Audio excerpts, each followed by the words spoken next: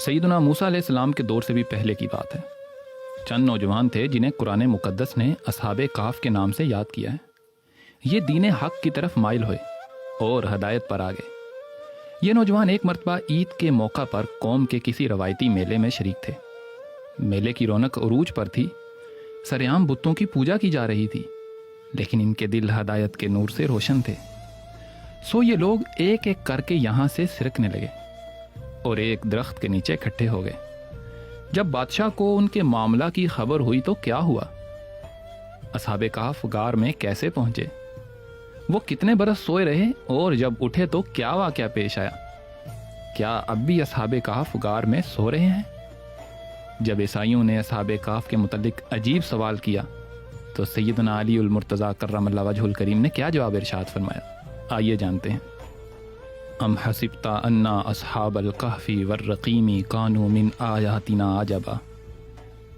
اللہ عز و جل نے اصحاب کہف کو عجیب ترین نشانیوں سے قرار دیا ہے، کیونکہ یہ ایسے پرعزم نوجوانوں کی داستان ہے کہ جنہوں نے شرک اور کفر کے اندھیروں میں ہدایت اور روشنی کا راستہ اپنایا۔ مفسرین کرام کے مطابق یہ واقعہ سیدنا عیسیٰ علیہ السلام کے بعد کے دور کا ہے، جبکہ حقیقت یہ ہے کہ یہ واقعہ سیدنا موسیٰ علیہ السلام سے بھی پہلے کا ہے، اور کئی مفسرین کرام جیسے ابن کثیر وغیرہ نے بھی اسی کو ترجیح دی ہے۔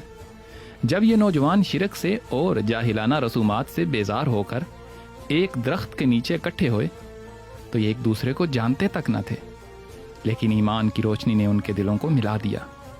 اب سب خاموش تھے، ہر ایک کو ڈر تھا کہ اگر میں اپنے دل کی بات بتا دوں گا تو یہ دشمن ہو جائیں گے۔ آخر ایک دانا اور بہادر نوجوان نے کہا کہ دوستو، کوئی نہ کوئی بات تو ضرور ہے کہ تم لوگ باقی سب سے علیحدہ ہو کر یہاں اکٹھے ہو گئے ہو۔ اس پر ایک نے کہا، بھائی بات یہ ہے کہ مجھے تو اپنی قوم کی یہ رسم ایک آنکھ نہیں بھاتی۔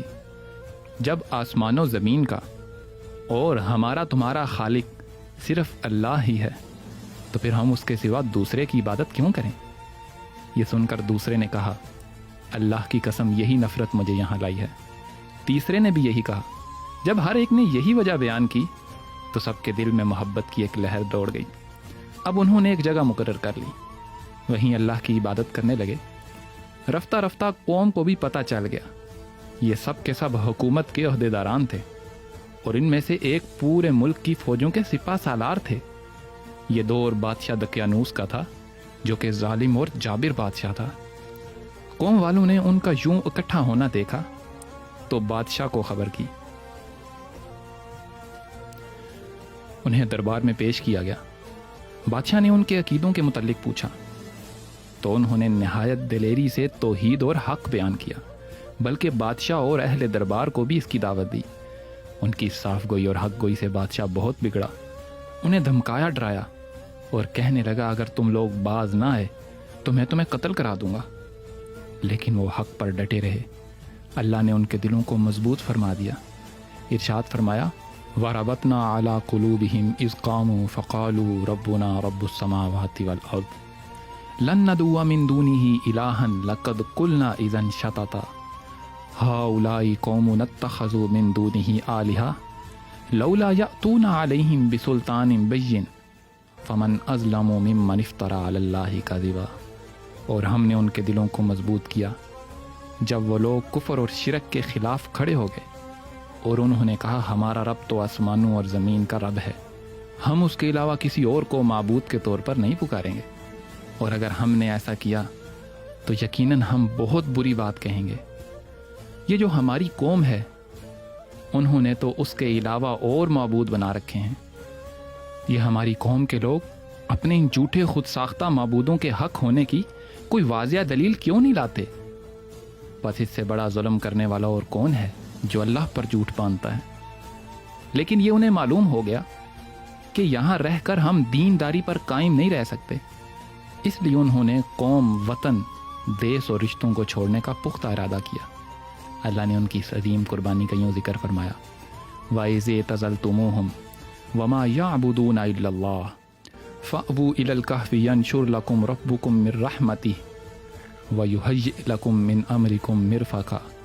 اور اب جب کہ تم نے ان کافروں اور مشرکوں سے اور جس جس کی بھی یہ اللہ کے علاوہ عبادت کرتے ہیں ان سب سے کنارہ کشی کر لی ہے تو غار میں چل کر پناہ لے لو، تمہارا رب تمہارے لیے اپنی رحمت پھیلا دے گا اور تم لوگوں کا معاملہ آسان فرما دے گا۔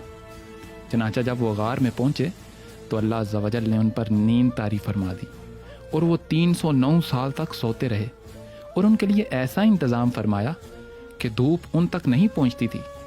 وَتَرَى الشَّمْسَ إِذَا طَلَعَت تَزَاوَرُ عَنْ كَهْفِهِمْ ذَاتَ الْيَمِينِ وَإِذَا غَرَبَت تَقْرِضُهُمْ ذَاتَ الشِّمَالِ وَهُمْ فِي فَجْوَةٍ مِّنْهُ ذَلِكَ مِنْ آيَاتِ اللَّهِ۔ اور آپ سورج کو دیکھیں گے کہ جب نکلتا ہے تو ان کے غار سے دائیں جانب ہو جاتا ہے، اور جب ڈوبتا ہے تو ان سے بائیں جانب ہو کر نکل جاتا ہے، حالانکہ وہ اس غار کے کھلے حصے میں ہیں۔ یہ اللہ کی نشانیوں سے ہے۔